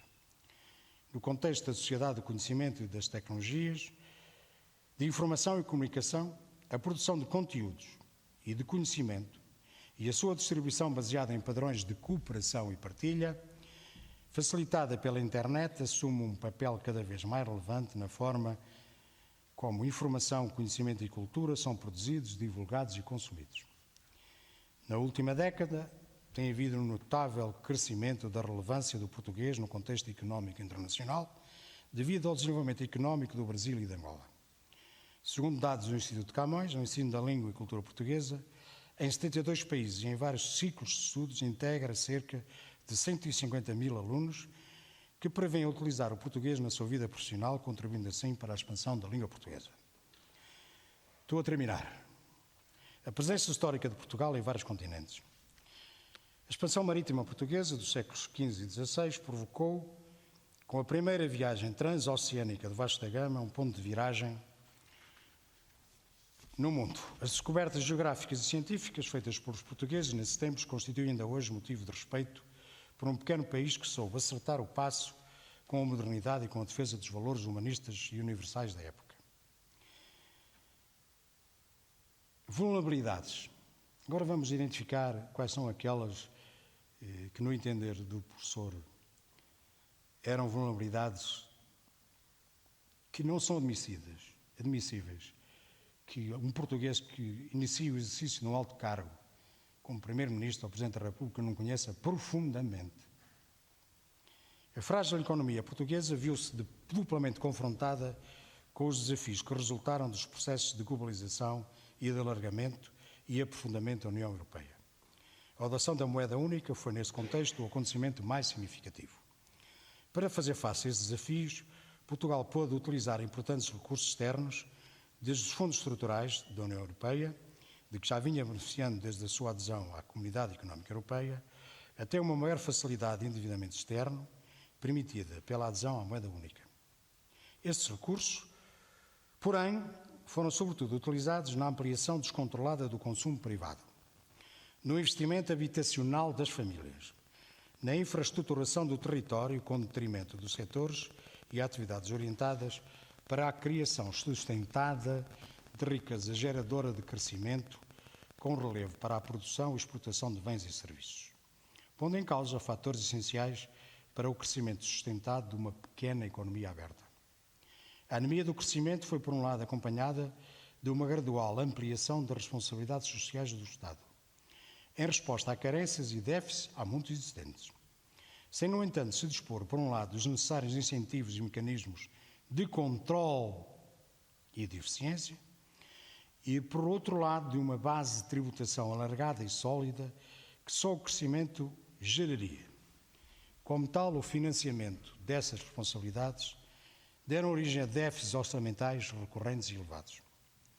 Com o fraco crescimento, apesar da expansão continuada da economia mundial, Portugal acumulou na última década um endividamento externo não reprodutivo de proporções astronómicas, envolvendo os setores financeiro, empresarial não financeiro e público e as famílias. A crise financeira de 2008 e a resposta induzida pelas políticas monetárias e orçamentais dos espaços económicos em que Portugal está inserido levaram ao aumento acelerado da dívida soberana, conduzido ao afastamento dos investidores internacionais e ao bloqueio do financiamento da economia portuguesa e do Estado pelos mercados financeiros internacionais. A concentração de um elevado nível de endividamento externo no setor público e no sistema bancário colocou a economia portuguesa numa situação de extrema vulnerabilidade face às alterações das condições de liquidez e da percepção de risco nos mercados internacionais de instrumentos de dívida, de que resultou uma substancial redução do rating da dívida soberana portuguesa. Uma estratégia realista de segurança e defesa nacional tem que ter em conta que o endividamento excessivo constitui o fator mais limitativo da soberania portuguesa, que poderá perpetuar-se durante várias décadas, impedindo Portugal de se projetar no mundo crescente e competitivo. Portugal defronta assim a necessidade de definir políticas compatíveis. Primeiro, no pilar da economia, promovam o crescimento da economia e o aumento da sua competitividade, sem gerar fraturas sociais. Segundo, no pilar da diplomacia, que ampliem a capacidade diplomática do país para agir em todos os domínios do interesse. No pilar das Forças Armadas, que salvaguardem o cumprimento das funções de soberania do Estado e permitam reconfigurar os meios necessários para o funcionamento eficaz de todas as forças de segurança e defesa. Deu muito trabalho encontrar esta palavra, mas eu acho que está certíssima. Reconfigurar. Desigualdades sociais e pobreza.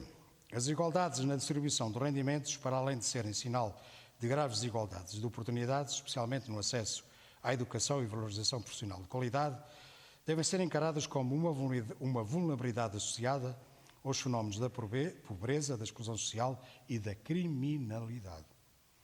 A economia portuguesa, com uma estrutura empresarial ainda predominantemente concentrada em fatores com inferiores níveis de produtividade, assente predominantemente em setores de baixos níveis de remuneração de trabalho, contribui para as baixas remunerações do trabalho e para a persistência de uma elevada desigualdade na repartição do rendimento, contração em níveis de pobreza muito significativos. A desigualdade na distribuição de rendimentos, que se atenuou ligeiramente na segunda metade da década de 90, voltou a aumentar a partir de 2002. Segundo estudos recentes do Eurostat, Portugal é dos países europeus onde é maior a desigualdade social e a distribuição de rendimentos, tendo registrado um aumento nas últimas décadas. A qualificação da população portuguesa, enquanto de formação escolar e profissional adquirida nos diferentes níveis de ensino e em diferentes contextos, registrou progressos relevantes, embora ainda esteja distante do necessário. Os jovens portugueses estão hoje mais qualificados do que estavam no início da década de 2000. O acesso à educação alargou-se significativamente em todos os níveis do ensino e caminhou-se no sentido de uma diminuição dos níveis de abandono. A estrutura de qualificações da população portuguesa tem vindo a alterar-se, reduzindo-se a proporção de indivíduos sem qualquer qualificação e a dos que possuem apenas o primeiro ou segundo ciclo de escolaridade como habilitação máxima. Contudo, as comparações a nível internacional permitem verificar que, apesar das melhorias registadas, um importante segmento da população portuguesa em idade ativa continua a apresentar valores modestos nos indicadores de educação e formação, situação preocupante em termos internos perante os desafios de uma sociedade global. A qualificação dos recursos humanos é, assim, uma aposta estratégica que passa inelutavelmente por um modelo educacional flexível, mas exigente e de formação de excelência. Só com recursos humanos qualificados e um sistema educativo exigente e eficaz, que não deixe ninguém fora dele, é possível realizar na prática um verdadeiro conceito estratégico nacional que traga esperança no futuro a Portugal. Em 2011, cerca de 19% da população portuguesa tinha 65 anos ou mais. Em 2020, passou para 22,1% e somos a quarta mais alta da União Europeia, onde a média é de 20,6%. Os valores projetados pelo INE para 2050 variam entre os 7,5 e os 10 milhões de habitantes, apontando para a diminuição e envelhecimento da população. Em 2050, a confirmar-se o cenário mínimo, a população portuguesa poderá estar próxima dos quantitativos de 1930, embora mais envelhecida e com uma distribuição territorial mais desigual. A tendência do duplo envelhecimento da população portuguesa traduz-se na redução da população ativa e no aumento dos dependentes em termos de segurança social, contribuindo a médio prazo para aumentar a vulnerabilidade social e afetar o potencial crescimento económico. Neste contexto de envelhecimento, as políticas de incentivo à natalidade, de fixação de populações e de atração de movimentos migratórios internacionais deverão ser devidamente equacionadas no sentido de atenuar o envelhecimento populacional e de garantir os ativos necessários ao sistema produtivo, tendo nomeadamente em conta o tempo requerido para produzirem efeitos. Portugal não está servido de um pelo menos razoável sistema de justiça. O sistema, para além de muito discutível organização na judiciatura e no Ministério Público, judicatura e no Ministério Público, que não o prestigia perante a opinião pública, dada a sua atuação e o seu acentuado e insustentável corporativismo, tem ainda de se haver com legislação superabundante, nem sempre bem escrita, conforme os cânones jurídicos, confusa na sua formulação e contraditória, o que significa que serve, em simultâneo, interesses vários. A legislação penal, sobretudo, acolheu soluções avulsas, inspiradas ideologicamente numa opacidade que urge tornar mais penetrável. O regime prescricional permite que a justiça se vá incumprindo e beneficiando de impunidade de prevaricadores de colorinho branco e de crimes ominosos. Por isso, medra a corrupção. A população desconfia da bondade das decisões. Acresce que a justiça é insuportavelmente morosa, nem sempre linear, instâncias a mais em muitos casos. As leis são descaradamente manipuladas para se obterem dilações que fazem obstruções a uma justiça que se exige ser rápida, correta, compreensível e, sobretudo, justa. Além disso, aos tribunais não acedem todos com a mesma facilidade. O sistema é ineficaz e caro. Os mais desfavorecidos têm dificuldades que não conseguem ultrapassar e ficam à porta dos tribunais. Trata-se, assim, de um sistema deficiente que dá decisivo contributo para a paralisação da economia, afastando investidores e agentes económicos que nela confiam. Trata-se ainda de um sistema que não inspira a coesão nacional. A fatura energética de Portugal atingiu um valor recorde de 8,2 mil milhões de euros, o que corresponde a 6,2% do PIB medido a preços do mercado. Hoje ouvi uma notícia interessante que o novo Presidente da Câmara quer encher Lisboa de painéis solares. Vamos lá. Evidencia um elevado grau da vulnerabilidade energética de Portugal, na medida em que o país depende exclusivamente da importação de energia, em particular de petróleo, refinados e gás, sendo muito vulnerável também à evolução dos preços nos mercados internacionais e às condições de transporte de energia. Esta vulnerabilidade é ampliada por um segundo fator, que são riscos de interrupção no abastecimento de petróleo ou de gás, decorrentes de eventuais crises políticas e sociais em países fornecedores, como sejam a Argélia e a Nigéria, o que pode pôr em causa a estabilidade do sistema energético nacional. Que surpresa que eu tive. Como agravante, refira-se a gestão das reservas estratégicas nacionais do petróleo e do gás. Problema fulcral no caso das reservas estratégicas do petróleo, tendo em conta que 40% dessas reservas estão localizadas na Alemanha. Um terceiro fator de vulnerabilidade energética do país prende-se com a deficiente competitividade económica de matriz energética portuguesa. Portugal tem aumentado a sua dependência alimentar externa. Numa conjuntura de continuado incremento de preços no mercado alimentar internacional, o impacto desta dependência nas contas externas agrava-se, se bem que a integração de Portugal na mais estruturada das políticas comuns da União Europeia, a política agrícola comum, possa, em princípio, oferecer maior segurança no abastecimento de produtos agrícolas em eventuais situações de crise.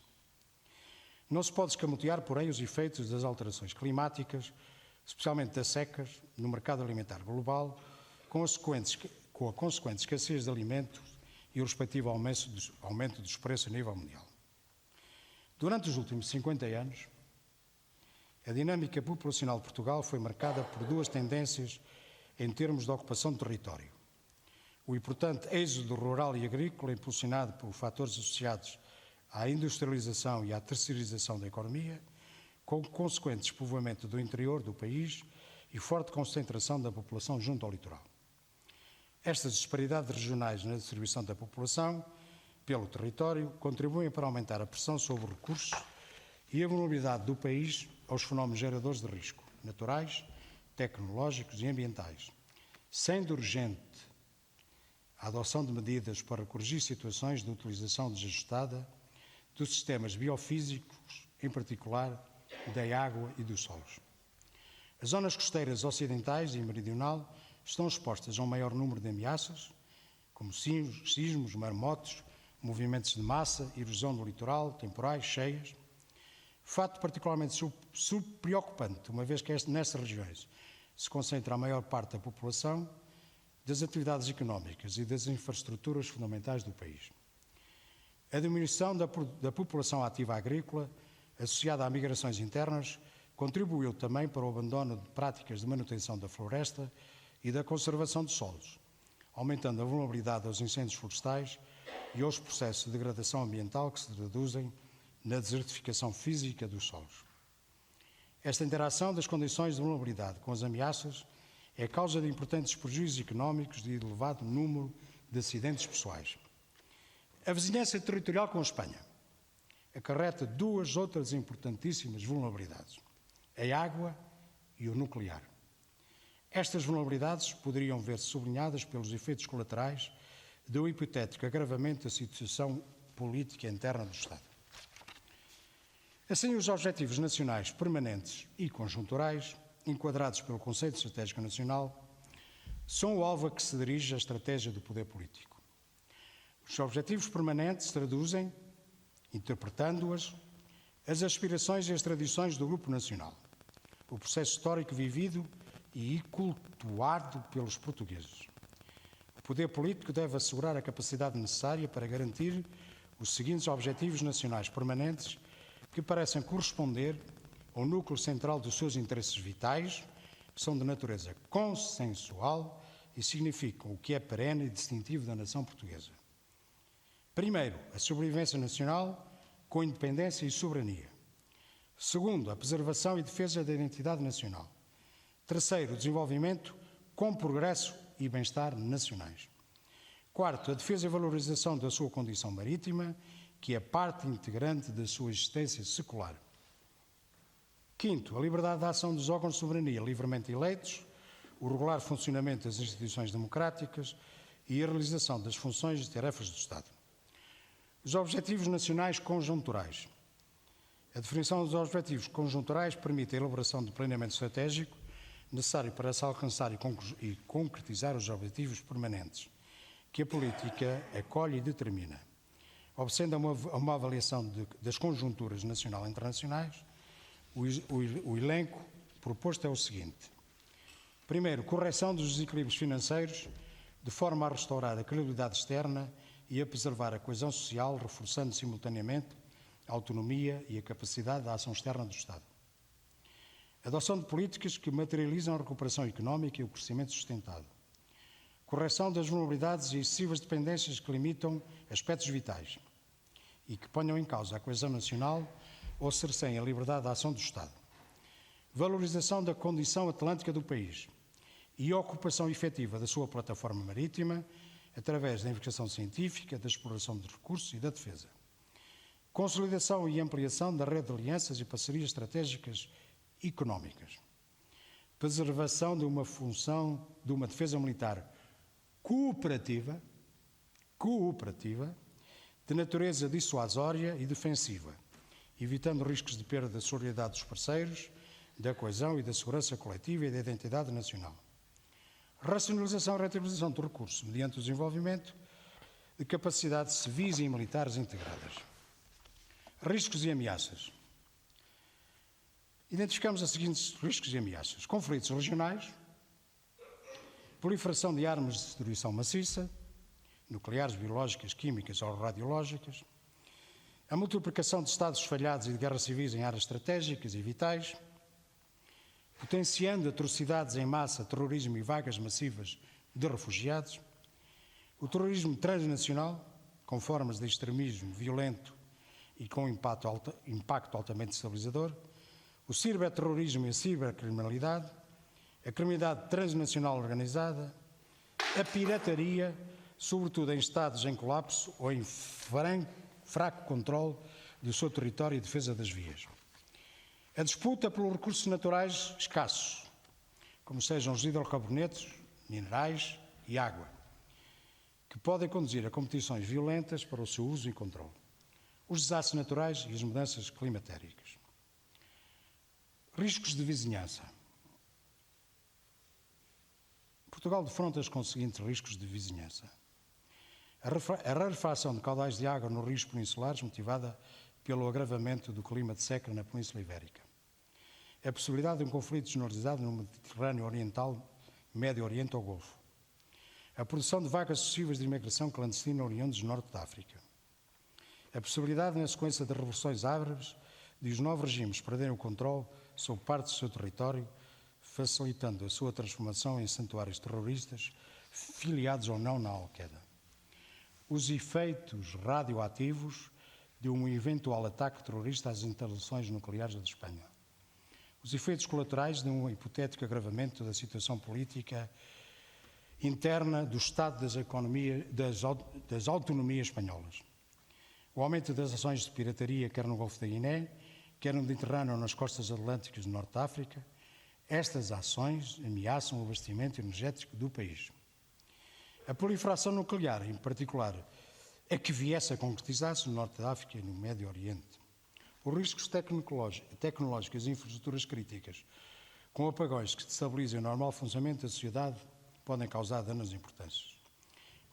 Ameaças globais. A cibercriminalidade, a criminalidade transnacional organizada, o terrorismo, os riscos ambientais que são globais, a degradação e escassez da água potável, a perda de terras aráveis, a diminuição da produção de alimentos e o aumento da frequência de catástrofes ambientais. Portugal tem que melhorar a sua capacidade de prevenção e resposta rápida aos seguintes desafios. Alterações climáticas e riscos ambientais, atentados ao ecossistema, pandemias e outros riscos sanitários, potenciados por um mundo globalizado que, além de poderem causar múltiplas vítimas, criarão também problemas de segurança pelo pânico que podem gerar. Assim, os três pilares da segurança nacional, que referimos, que são a economia, a diplomacia e as Forças Armadas. Nesse contexto, as Forças Armadas e as Forças e Serviços de Segurança e os Serviços de Informações e de Proteção Civil. Um conceito estratégico pressupõe o envolvimento global do poder político. Neste domínio é de salientar a relevância da cultura como fator de coesão e mobilização nacional, onde a liberdade de expressão joga um papel fundamental. A estratégia nacional aqui proposta persegue objetivos claros: combater os principais constrangimentos e vulnerabilidades nacionais, exercer soberania, prevenir e combater ameaças à segurança nacional e potenciar os recursos nacionais e explorar as oportunidades existentes. Os vetores estratégicos visam responder, no seu conjunto e cada um por si, aos objetivos permanentes. Uma receita, como qualquer outra, está sustentada no trabalho de vida do nosso amigo Dr. Luís Fontoura. A internacionalização para Portugal, como para a maioria dos países, tem que encontrar-se no espaço global pela criação de vantagens competitivas face à iniciativa dos concorrentes. Com o crescimento de ritmo de mudança e forte potencial de deslocalização, as respostas necessárias dependem da capacidade de oferecer maior atratividade e criação de valor no confronto internacional e europeu. Face à dimensão portuguesa na economia mundial, os recursos que se apresentam ao país são incomensuráveis quanto a meios financeiros, competências técnicas e capacidades empresariais. O acesso a esses recursos depende, no entanto, de boas práticas que valorizem a localização dos recursos em Portugal e as iniciativas dos portugueses. Confiança política e legislativa, erradicação da burocracia, justiça pronta e segura, fiscalidade amigável, serviços eficazes de saúde, de ensino e de investigação e qualificação e mobilidade profissional. Infelizmente, nas últimas 2 décadas, por incapacidade ou facilitismo, procurou-se em Portugal estimular a economia e o emprego com o aumento da despesa pública. Procurou-se o crescimento pela expansão da procura, em lugar de criar condições para o aumento duradouro da produção, da oferta e do emprego, provocando assim déficits externos e forte endividamento. Atingidos os limites dos estímulos públicos, com o esgotamento da possibilidade de recurso à dívida soberana e com o excessivo agravamento da carga tributária, tornou-se evidente a necessidade de um novo modelo de promoção da economia nacional. O crescimento do produto, a criação de novos empregos e a própria capacidade de sustentação dos sistemas sociais e da organização do Estado depende, assim, pois, da capacidade de promover e atrair investimentos produtivos nacionais e estrangeiros.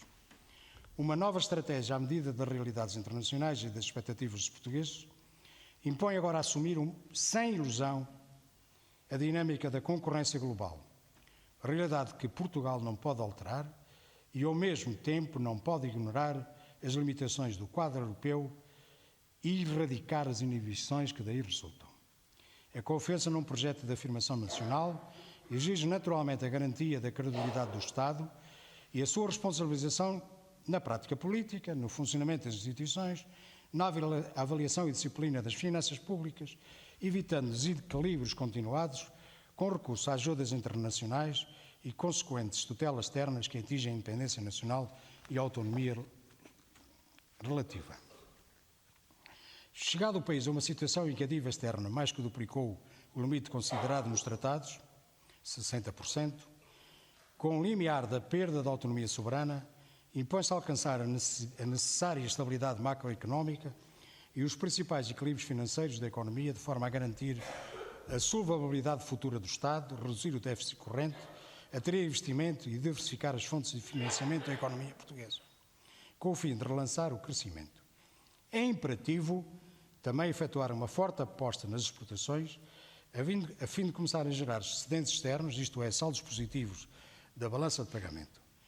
Nesse sentido, é também necessário romper com o ciclo vicioso que tem consistido mais na redução das importações, devido à quebra da procura interna como resultado da recessão, do que num crescimento importante sustentado das exportações portuguesas.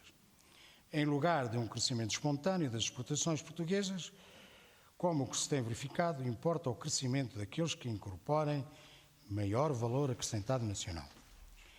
Não parece aconselhável nada reduzir o déficit do orçamento sem alterar a profundidade das funções do Estado e sem criar mecanismos e dinamizar as instituições do mercado, deixar contrair crédito ao tecido empresarial de proximidade e aumentar a carga fiscal sobre o consumo, ao mesmo tempo que se reduz drasticamente o excesso da dimensão do setor da construção, gerando, devido a esta coincidência no tempo, uma vaga de desemprego de difícil reabsorção e sem qualquer vantagem para a melhoria da atividade competitiva da economia. Optar por um sucedâneo de desvalorização cambial que não tenha um impacto centrado na oferta ao exterior de bens e serviços.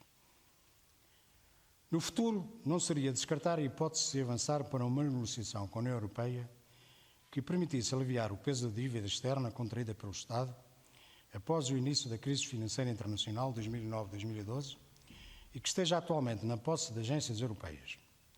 Negociação que poderia envolver a reformulação temporária, no prazo de 2 períodos de programação financeira comunitária, do envolvimento de Portugal nas despesas e receitas do Orçamento da União.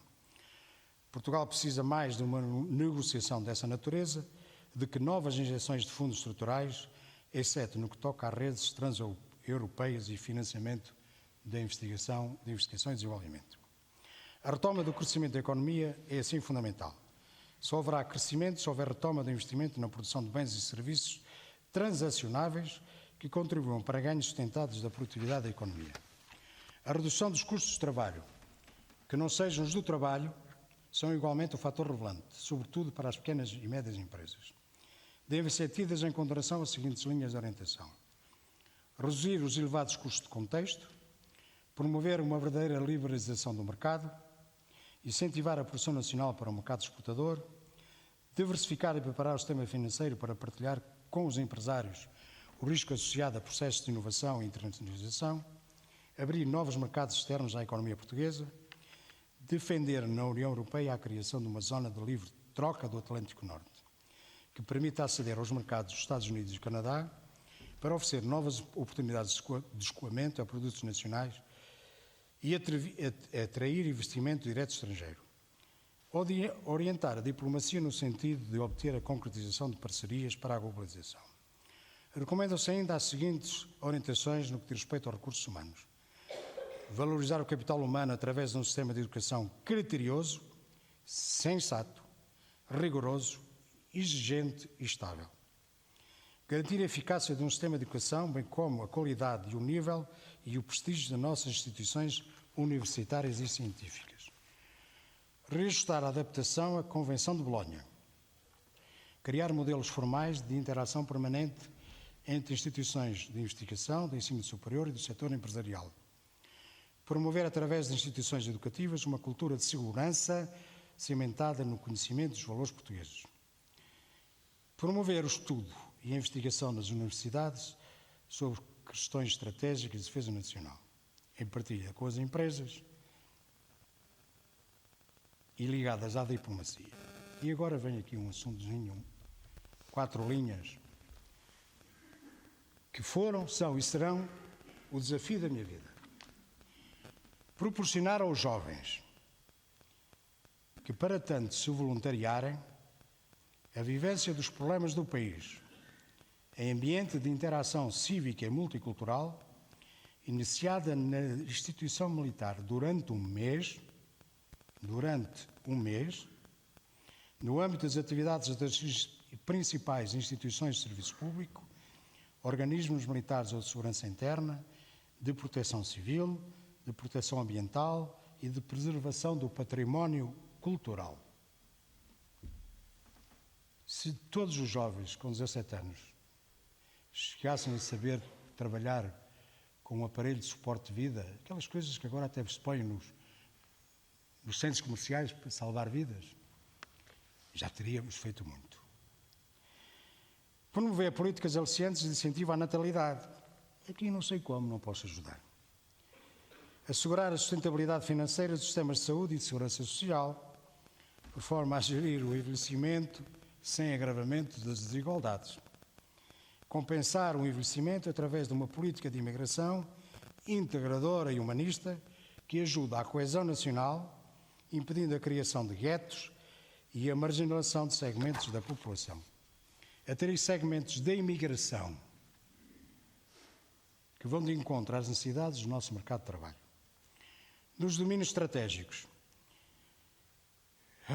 obter ganhos de eficiência que permitam reduzir a 20% o consumo energético atual, diminuindo a dependência do exterior, que é de 83%, e aproximá-la da média da União Europeia, que é de 50%. Rever como prioridade a política de transportes, maximizando a utilização da rede ferroviária e do parque rodoviário com maior eficiência energética. Já repararam como isto já não se pode aplicar a Cascais? Já viram como é que Cascais está muito para além disto em tantas coisas que eu tenho aqui dito? Manter a aposta no gás natural como combustível-chave na transição para a descarbonização da produção de eletricidade, acompanhando a evolução tecnológica que permite aumentar a eficiência da transformação energética e reduzir a emissão de CO2 com novas turbinas, células de combustível, por exemplo. Prosseguir a exploração de energias renováveis, promover a instalação de computadores inteligentes e o desenvolvimento de serviços de eficiência energética, cabendo ao Estado um importante papel dinamizador através das compras públicas verdes. Infelizmente o Sporting não foi campeão, talvez seja para o ano. Negociar a participação de Portugal em projetos de redes energéticas transeuropeias. Criar as condições mais favoráveis para a prospecção do petróleo e do gás natural em deep offshore e de hidratos de metano no onshore do país, incluindo a prospecção de shale gas. Reavaliar os recursos energéticos endógenos do país. A atuação na área alimentar. Desenvolver as capacidades produtivas nacionais. Propor na União Europeia a criação de linhas de crédito de emergência para a situação de crise de abastecimento alimentar. Estabelecer parcerias externas na área da investigação e desenvolvimento agrícola, dando especial relevo ao tratamento dos solos e à irrigação. Ordenamento do território. As orientações estratégicas no plano de ordenamento do território inscrevem-se nos seguintes itens. Prevenir o processo de identificação do território nacional, avançar com urgência no planeamento da adaptação do território e das populações às alterações climáticas, implementar medidas de segurança nos domínios ambiental, alimentar, saúde pública e do ordenamento do território, sendo urgente tomar decisões sobre a localização de infraestruturas críticas em zonas densamente povoadas e de elevado risco sísmico e de tsunamis. Desenvolver intervenções coordenadas em áreas particularmente vulneráveis do ponto de vista social e económico. Promover intervenções de ordenamento do território a nível do subsolo, visando salvaguardar e garantir infraestruturas, ciclos naturais da água, biofísicos e recursos não renováveis. Prevenir e punir severamente a destruição da floresta e reforçar o empenho dos agentes de proteção civil e da sociedade em geral na sua manutenção. Contemplar nos grandes projetos de transportes, comunicações e respectivas infraestruturas e meios os requisitos para a segurança e defesa nacional, designadamente no âmbito essencial das ligações marítimas e aéreas entre o continente e as regiões autónomas. Definir regras de segurança das atividades de ordenamento do território compatíveis com a segurança nacional, designadamente nos grandes projetos de obras públicas. Criminalizar severamente as violações dos ordenamentos do território e da legislação referente ao ambiente. Controle do espaço marítimo e aéreo. Linhas de ação. Desenvolver com prioridade as redes e serviços de telecomunicações e utilização do ciberespaço no funcionamento da economia e da sociedade. Criação de um polo europeu de movimentação logística, conjugando facilidades aeroportuárias. Desenvolver no sistema aeroportuário nacional funções de hub, no transporte de passageiros nas ligações norte-sul e oeste-oeste, permitindo multiplicar as conexões com regiões distantes em acelerado crescimento. Valorizar a fachada atlântica através da combinação de aeroportos, portos de águas profundas, transportes rodomarítimos, as chamadas autoestradas do mar, e o corredor ferroviário nacional de mercadorias para a Europa, para aumentar a atratividade de Portugal. Conservar no contexto europeu o controle do espaço aéreo e marítimo como atributo de soberania. Sistema de justiça. Implementar as reformas necessárias em sintonia com a indispensabilidade de a Constituição Jurídica e a estrutura organizativa e funcional dos tribunais responder aos desafios colocados pelas transformações sociais quanto ao acesso ao direito aos tribunais por parte de todas as pessoas, individuais ou coletivas. Criar e reforçar aberturas para formas de solução alternativas de litígios, como a solução de litígios extrajudicial, a justiça restaurativa e a mediação de conflitos. Corrigir esquemas processuais de natureza penal, civil, comercial e administrativa que se têm revelado neutralizadores de um processo justo. Legitimar o sistema de justiça português com um sistema dotado de competitividade internacional em termos de competência, probidade, eficácia e eficiência. Racionalizar a investigação e corrigir as disfunções no sistema penal de modo a tornar este mais adequado, informado e eficiente no combate à criminalidade complexa, incluindo a corrupção, a evasão fiscal e o crime organizado. Responder às exigências da especialização, estabelecendo os modos de formação adequados para os diferentes agentes da administração da justiça, designadamente os magistrados. Portugal necessita de estruturar um modelo de representação externa que, apoiando-se no património diplomático, possa associar de forma criativa as diferentes componentes representativas dos interesses nacionais que se projetam à escala global. As limitações orçamentais na esfera pública, que tenderão a prolongar-se, obrigam ao desenho de um futuro modelo de representação externa que possa conseguir fortes economias de escala na ação dos agentes públicos e privados. Para tornar eficaz essa diplomacia integrada, importa estabelecer parcerias e modelos de articulação entre instituições do Estado, representativas de outros setores, empresariais, militares, serviços de informações, universidade, think talks, etc., com vista à geração de uma estrutura externa comum interpenetrada por esses agentes. A minha experiência numa embaixada europeia demonstrou que isto é o caminho essencial. Não podemos estar em todos os lados e todos a tentar fazer tudo. Por outro lado, a diplomacia portuguesa tem de evoluir para um formato de focagem em objetivos muito concretos, libertando-se do modelo de informação generalista que a democratização do conhecimento público torna hoje dispensável. Cada representação portuguesa no exterior tem de ver a sua ação orientada por um referencial regularmente avaliado na sua pertinência funcional, que lhe determine finalidades e resultados em estreita conjugação com os diferentes atores, públicos ou privados, relevantes no espaço estratégico em que atua.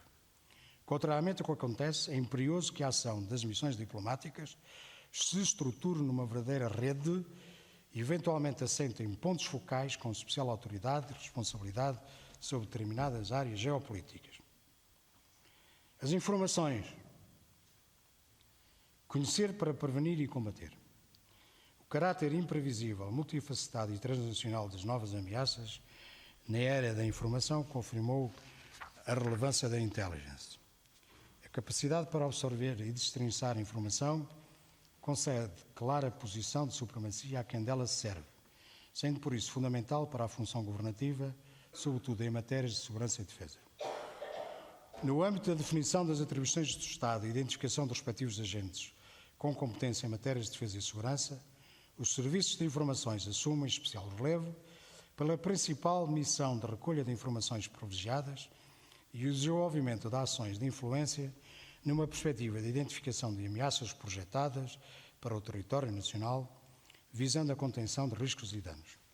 Mas cumpre também a obrigação de identificar oportunidades de reforço e afirmação da presença portuguesa que contribuam para a segurança nacional, o que necessariamente contemplará a revalorização do acervo dos valores imateriais como a língua e a cultura, a democracia e o respeito pelos direitos dos homens. O caráter preventivo e a natureza prospectiva inerente ao serviço de informações confere-lhe uma capacidade de conhecimento, de avaliação e de resposta únicas e indispensáveis para o país enfrentar as ameaças do presente e do futuro.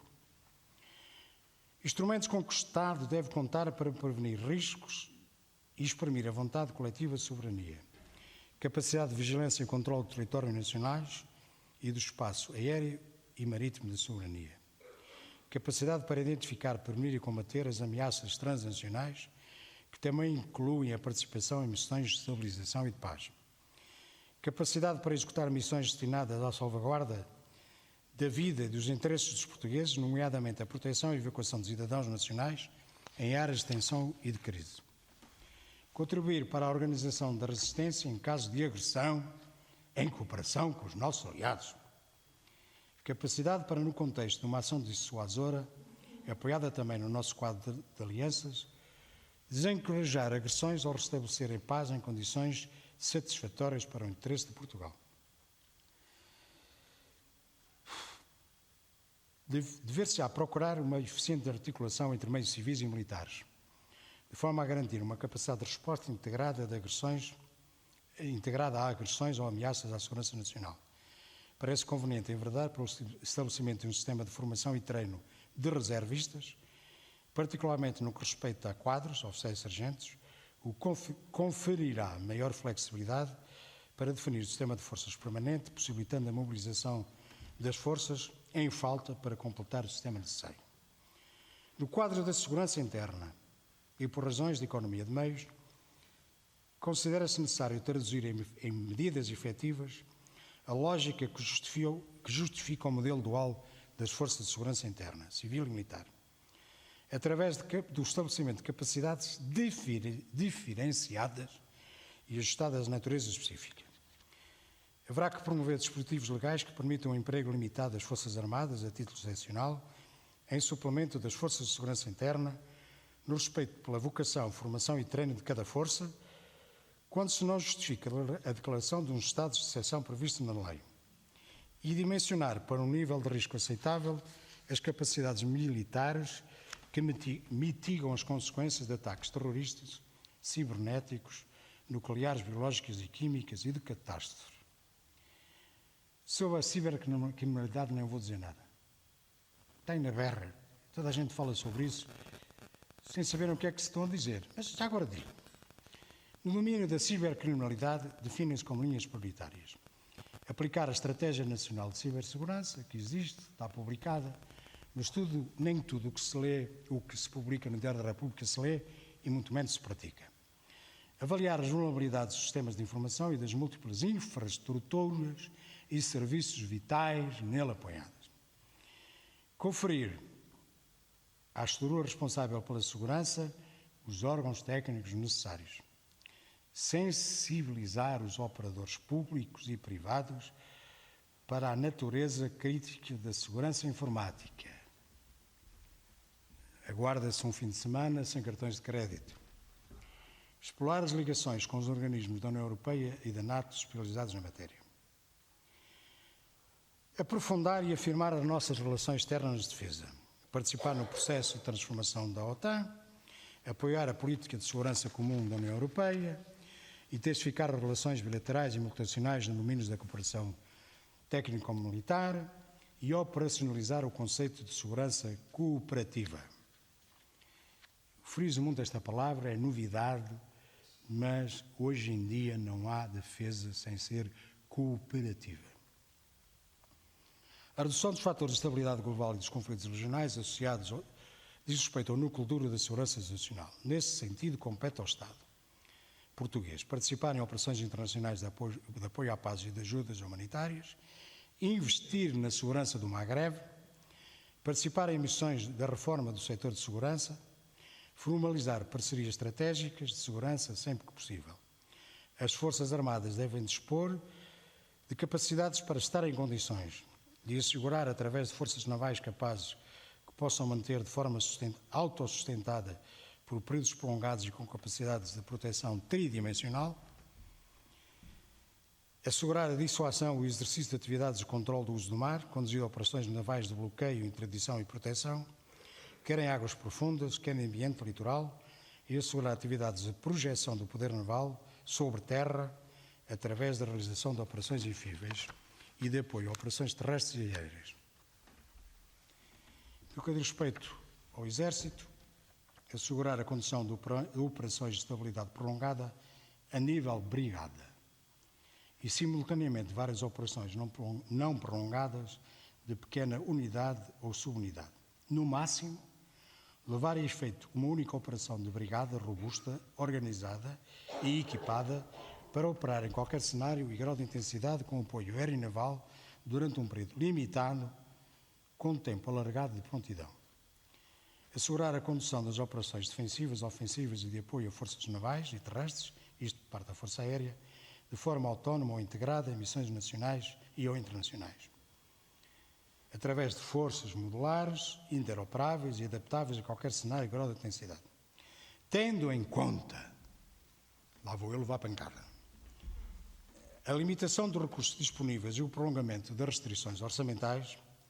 O emprego de recursos nacionais deve obedecer a uma escala criteriosa de prioridades. Utilizar sempre a defesa cooperativa. Valorizar as missões de interesse público. Está suficientemente explícita já na diretiva do SENCFA para o próximo triênio, que eu vou passar à frente.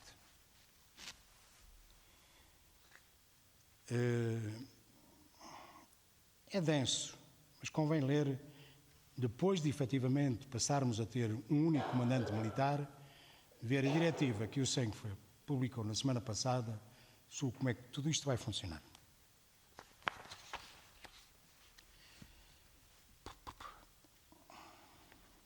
A segurança interna é um fator extremamente preocupante. Eu continuo a ser a favor de um sistema misto, uma força civil e uma força militar, mas com missões bem definidas e não a cavalo uns nos outros. Terá a ver com a natureza geográfica, com tudo isso, mas perdoem-me os meus companheiros da GNR, por uma diminuição de escala da GNR em proveito de uma polícia civil de proximidade efetiva e não atrás do computador nas esquadras, uma polícia na rua que eu acho que urge implementar.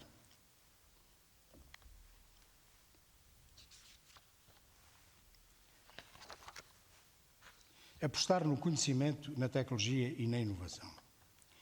A inovação científica e tecnológica é uma das bases principais do desenvolvimento das economias. São linhas relevantes. Dar continuidade ao investimento na expansão das capacidades.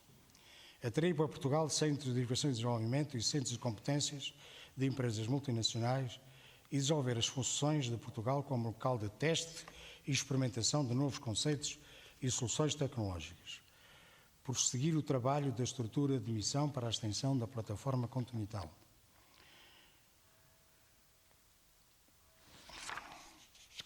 A exploração de recursos na plataforma continental. 3 fatores críticos de sucesso. Melhorar o conhecimento científico é insuficiente. O conhecimento científico, para quem quer abarcar uma zona desta dimensão, é muito insuficiente. Aumentar a defesa da plataforma continental. Já devíamos ter começado ontem a construir navios.